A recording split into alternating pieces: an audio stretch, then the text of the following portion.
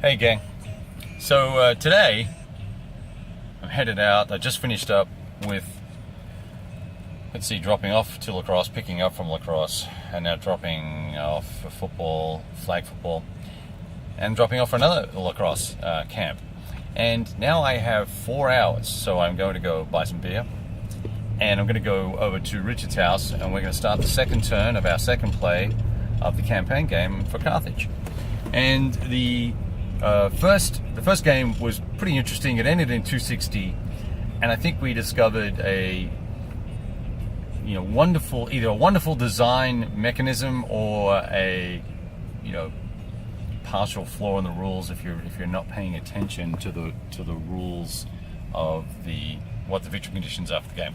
I picked up a sneaky gamey auto victory, a naval auto victory, having control of a certain number of ports in a certain number of areas. And so we were talking about that and how stymied the Romans were during the 4 or 5 turns after Messana fell, and I think that was the catalyst for the situation. Is once Messana fell, the Romans were reluctant to enter the peninsula, Sicily, without a substantial force, and so they had a hard time sort of pulling together the two consular armies and were reluctant to try and attack Messana because they had nearly all the Syracusans there, nearly all of the Carthaginian forces there, and so it was a pretty decent stack to attack.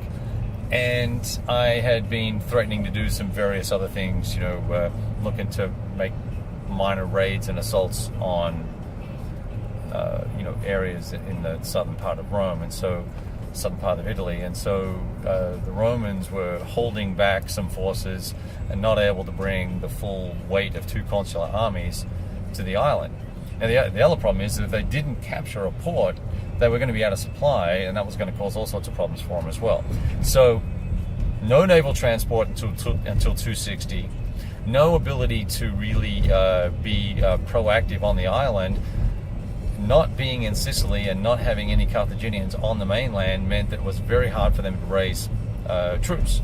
It also made it hard, consequently, for the Carthaginians to raise troops as well, because they were in a difficult situation. So, all of that said, it ended up with a naval victory, primarily because the Romans weren't prepared to take, I think, probably the heavy losses that were required of them to engage Messana or try and take Panormus or one of the smaller port towns, and feel confident that they were going to get those continuation rolls you would need to get to actually cross the straits, avoid the two armies, move to the site of where they wanted to capture the port, siege that port, and go from there. So really a tough situation. And in fact, I just thought of something they could have done. There's a little port in between Syracuse and Messana that they could have tried for, which would have cost them less in attrition, and